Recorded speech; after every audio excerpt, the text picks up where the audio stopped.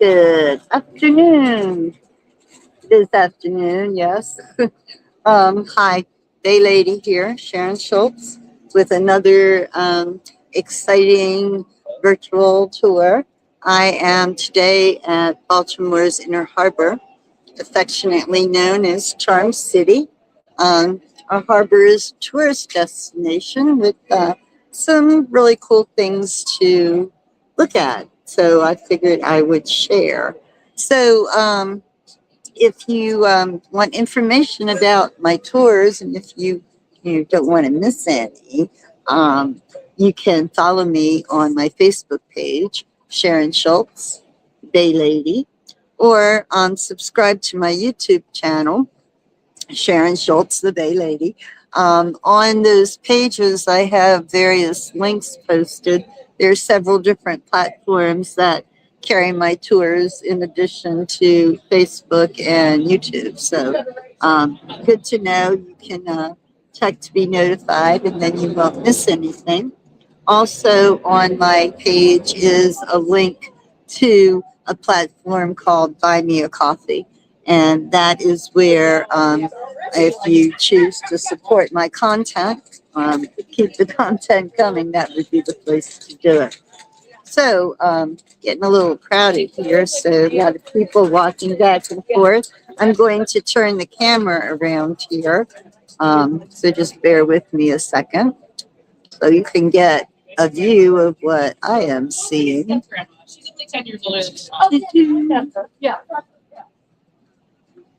Okay, we're almost there. Voila. Okay. You're looking at the Titanic exhibit. That's what I just came from. Hang on and hang on. Go down here so you can see better.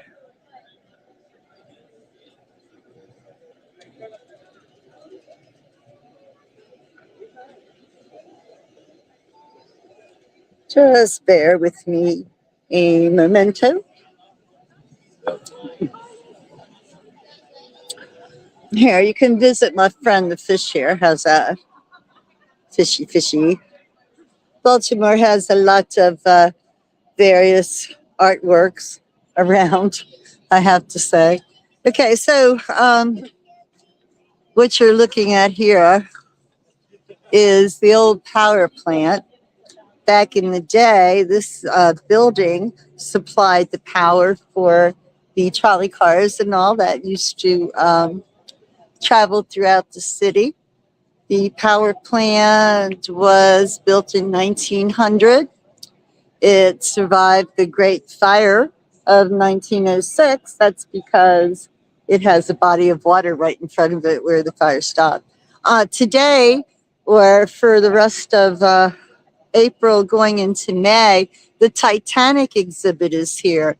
It's called Titanic: An Immersive Voyage. Very, very, very cool exhibit. I've gone twice. I just came out of it for the second time. So, wonderful thing.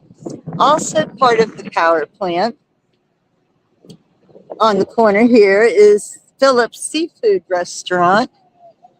Phillips has been a family owned restaurant since 1956 and still local to Maryland. And the best seafood on the planet, I have to say, without hesitation at all. So, good place to eat if you so desire to do that. Let us see right here.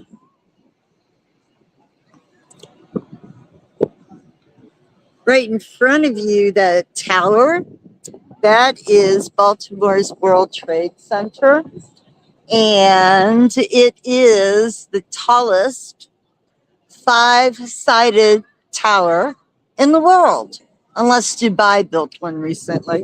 But at any rate, yeah, apparently there aren't very many five-sided towers because really that's not very tall. It's only 20-some stories high. So, but that's the World Trade Center. We have a 9/11 memorial out in front of it that's quite impressive. It has a steel girder from the World Trade Center, and we also have some limestone from the Pentagon as part of our Memorial, which is rather nice. Next door here, this is the National Aquarium. Baltimore's aquarium is spectacular. It is beautiful. It's massive too. What you're looking at, the pyramid glass in front, that's the first building of the aquarium. And that houses a rainforest, the honest to goodness real rainforest up there. You've got tropical birds, plants, water displays, and just all kinds of really neat stuff. And it's humid in there like a rainforest would be. So very interesting. The aquarium continues, the next building there with the pyramid shape on top. And then the walkway that you see going across leads to the third aquarium building, which we are headed for. Here on the other side of the Hard Rock Cafe, on the other side of the power plant, is the Hard Rock Cafe. Hang on just for one moment. I want to make a camera adjustment here real quick. Get rid of that because it's confusing me. Okay, there we go. All right, so let us walk on this way. So Hard Rock Cafe occupies that part of the building. It's been there for quite a while. Popular place. They have a nice outdoor area here.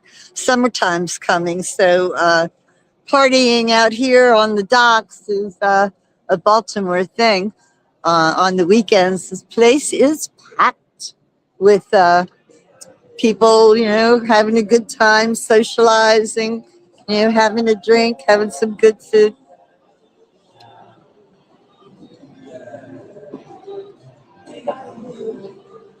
There's a sign to the Hard Rock Cafe. There's a QR code if you want to see the menu there, right? That.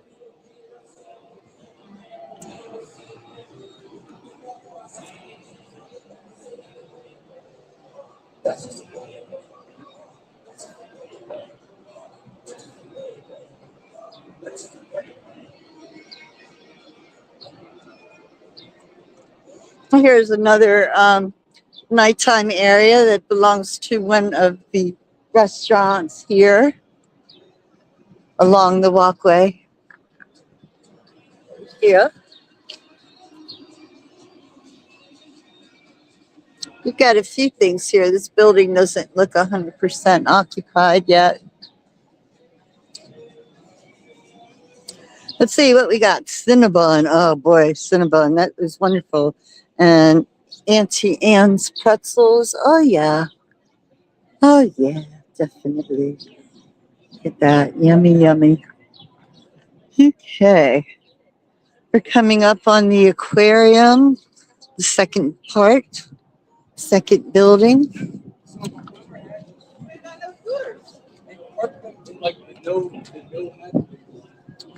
Oh, look at the cool poodles. Mm-hmm.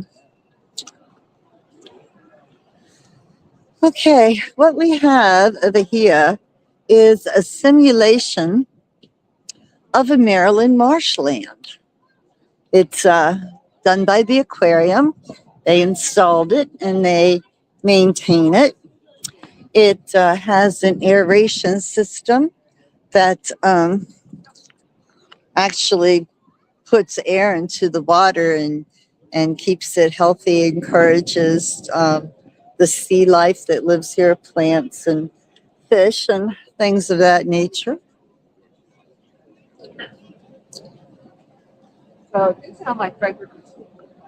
Go a little closer over here.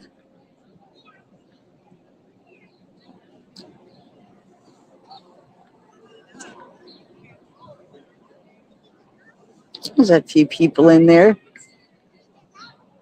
The harbor wetland.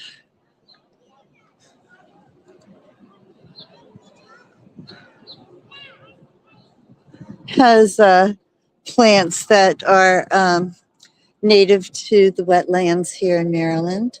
And Maryland has a really humongous seafood industry here. Um, because there are so many waterways, Maryland is off the Chesapeake Bay. In fact, Chesapeake Bay cuts up through the middle of Maryland, actually. So we have not one shore, but several shores.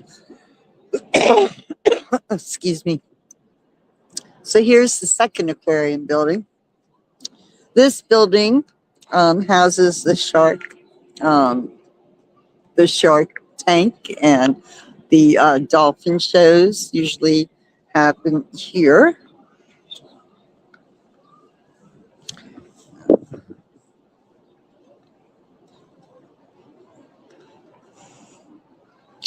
Now, Baltimore is, oh my goodness, it's riddled in history. Baltimore is a very historic place.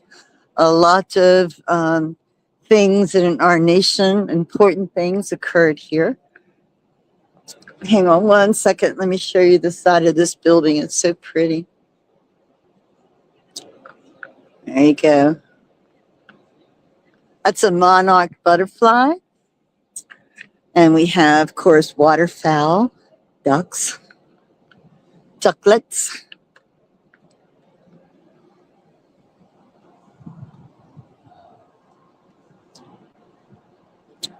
Now, this is known as Baltimore's Inner Harbor. It's a tourist area. We've got, as I said, the aquarium. The World Trade Center has a observation deck that you can visit. Of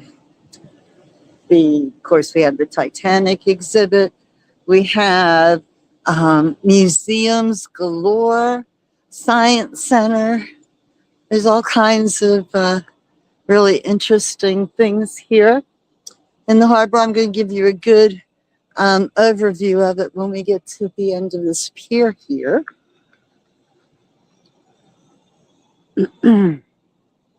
That's a nice day for this, as long as it doesn't rain. It's a bit cloudy, but that's okay. It's not raining. All right. Okay, so here we are. I guess we will start over on this side here. Okay, dead ahead, that red round building that you see is an old lighthouse. It is a pile screw lighthouse. It was out on the bay for decades, and when it retired, they moved it here to sit here in the harbor on the pier, and it's opened as a museum. People can check it out. But that's Thomas Point Lighthouse.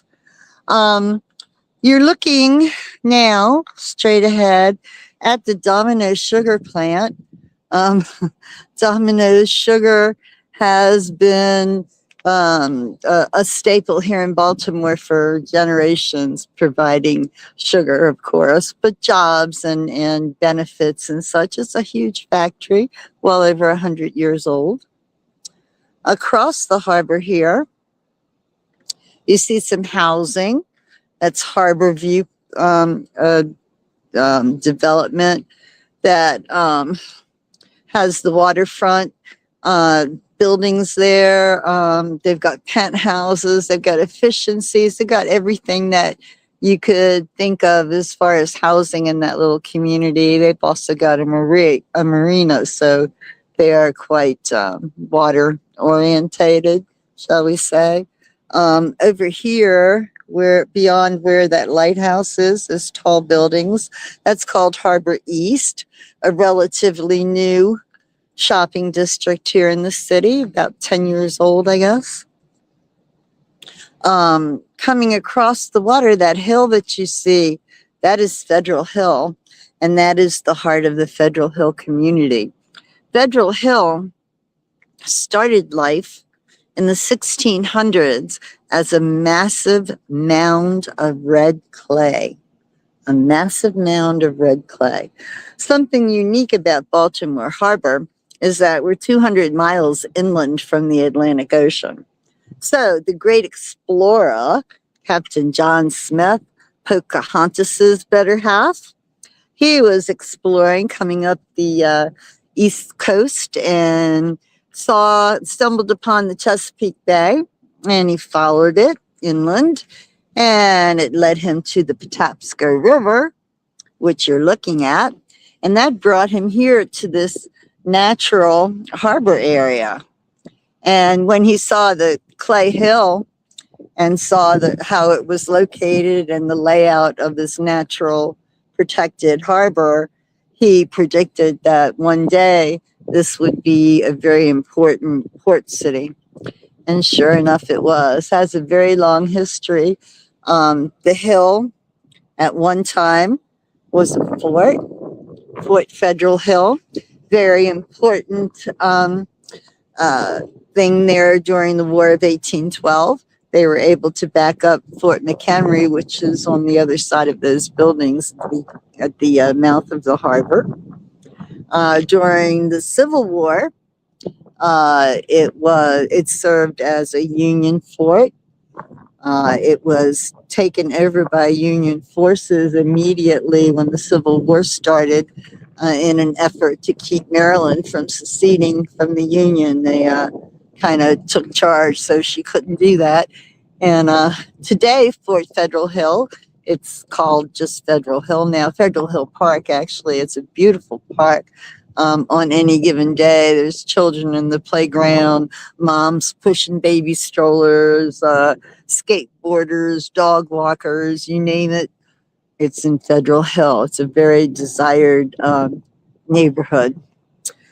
Straight ahead, the Rusty Scupper, a building there between Federal Hill and Harbor View.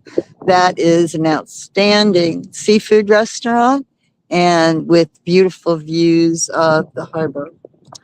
Let's see. Over here, the big gray building that you see. Let me go over on the other side of this. The big gray building that you see, that is the Maryland Science Center. They're known for their outstanding dinosaur exhibit. Really comprehensive. They have quite an exhibit. Over here, you're looking at the Harbor Place Pavilion. Once upon a time, it had premier shops, individual entrepreneurs. You could buy things that you couldn't get anywhere else, things that were Baltimore made. And that was a really big attraction at the time. Unfortunately, when COVID came along, all those independent businesses kind of folded and closed, and rent wasn't coming in, and the management company struggled, and it was all a downhill spiral. Today, most of the storefronts are empty. The buildings, there's two pavilions, they're owned now by the city, and the city has plans to raise them and reimagine the whole area into something bigger and more spectacular. You see boats along the shore there across the water. They are sightseeing boats. There's several available. They go for different cruises and such around the harbor here, pointing out different sites and things of historical significance. Okay.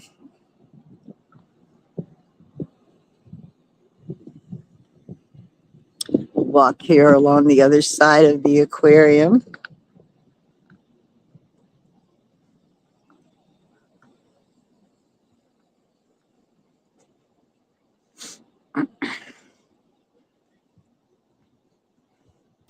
Dead ahead there, you're looking at Harbor East, as I said, and beyond that, where you see the building T. Rowe Price, that's Harbor Point.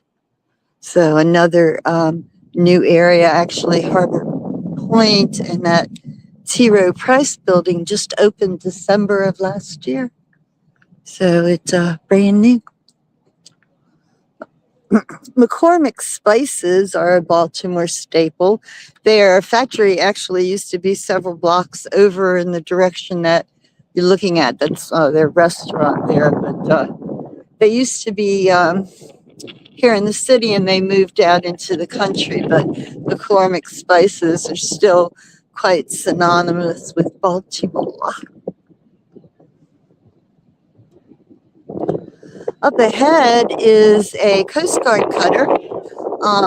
That ship is one of four that are here in Baltimore Harbor. We have four ships, and the lighthouse I showed you earlier, that is part of the historical ship collection. All of them are open for tourists at specified times. There's a slight fee to board them, but definitely worthwhile for all the history buffs out there. The cutter that you're looking at right there, that is the sole surviving Coast Guard cutter from Pearl Harbor in the 1940s during World War II. That's the last Pearl Harbor ship. It's kind of interesting.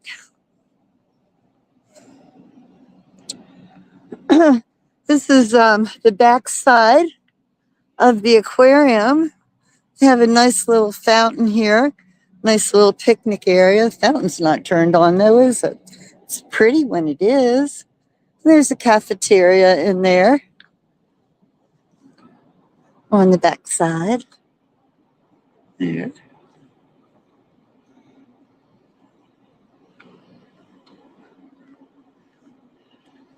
Let's get a better look at the Coast Guard cutter there.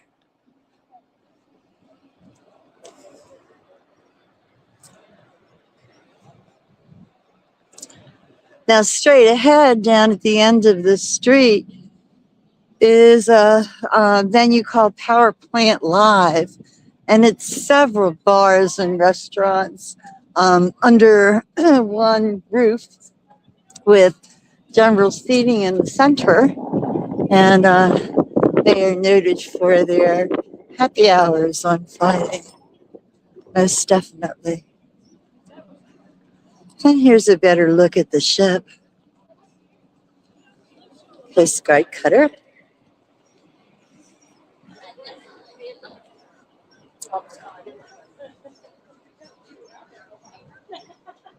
Over beyond the Coast Guard cutter, over that way, is Little Italy. I was thinking about doing a foodie tour there one day. Little Italy has so many Italian restaurants, authentic Italian restaurants for sure. It's a rather large Italian community. It's been there. It was established back in the 1870s.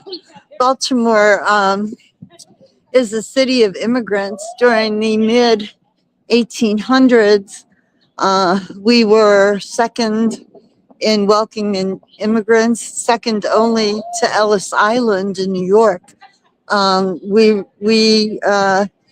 We welcomed over 1 million immigrants during that period in the 1840s and such, when the Great Famine was taking place in Ireland. There were a lot of Irish immigrants that came to Baltimore, a lot of Italian immigrants, and German immigrants as well. So we had quite an influx of European talents here. And of course, it made Baltimore what it is today.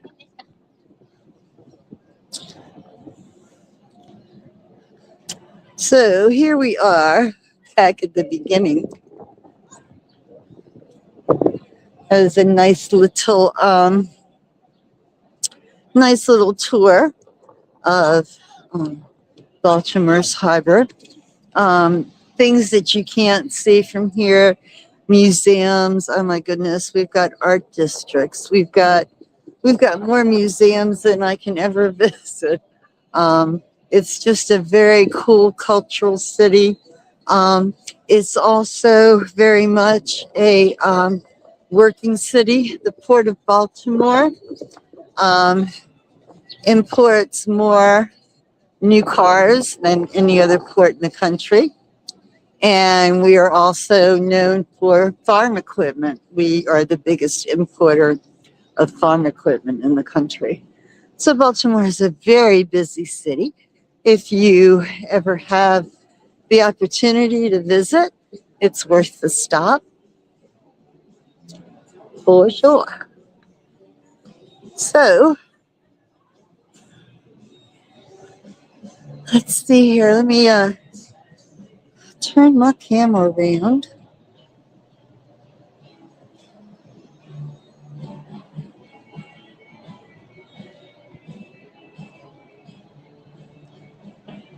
Here I am.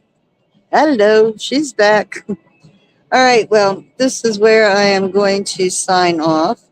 I am in front of the Hard Rock, Hard Rock Cafe, and I'm about to go in there and hook up with my daughter and my granddaughter and grab some lunch. Works for me, right? Okay, so again, follow me on Facebook, subscribe to my YouTube channel, Sharon Schultz, Bay Lady. And my next tour is, this evening. This evening. Oh, gosh, yes. This evening, Sunday Evening Mysteries. Okay, be a little bit late tonight, 10 o'clock. I'll see you then. Bye.